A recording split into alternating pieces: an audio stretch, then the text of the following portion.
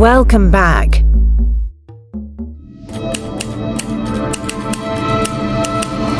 Susan and Terry were the perfect lovebirds, inseparable, deeply in love, and dreaming of a bright future together. When Terry won a visa lottery to London, it felt like their dreams were finally coming true. But there was a problem: Terry had no money to process his travel. Desperate to help the love of her life, Susan did the unthinkable. She secretly sold her mother's inherited land and gave all the money to Terry. She believed in their love. She believed in his promises. But when her mother found out about the land, she collapsed from shock. The land was her only inheritance from her father. She fell into deep depression, her health declined rapidly, and soon she was hospitalized. Susan, who had already given all her money to Terry, struggled to buy her mother's medication. And then the worst happened: her mother died. Grieving and broken, Susan discovered she was pregnant. She called Terry in London to share the news, hoping for comfort. But her calls went unanswered. And then, one day, she saw it: Terry's wedding pictures with a white woman named Debbie, plastered all over Facebook. Susan's heart shattered into pieces.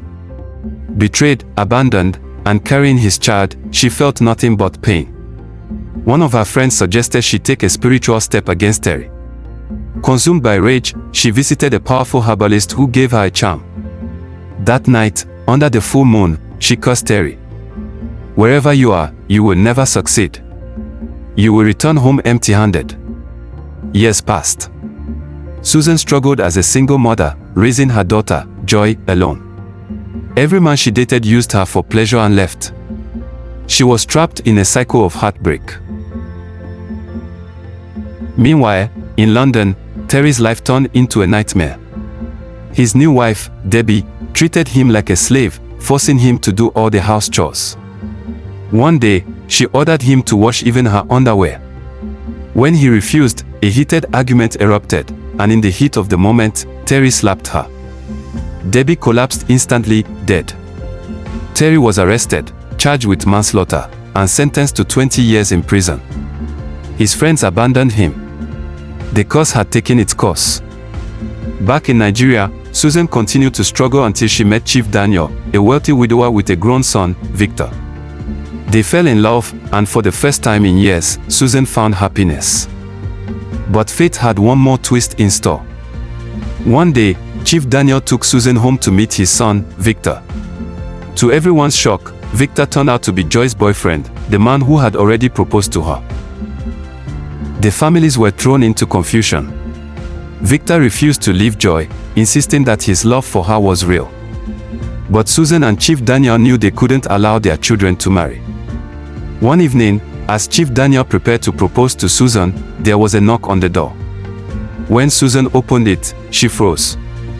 Terry was standing there. Freshly released from prison, Terry had nothing left.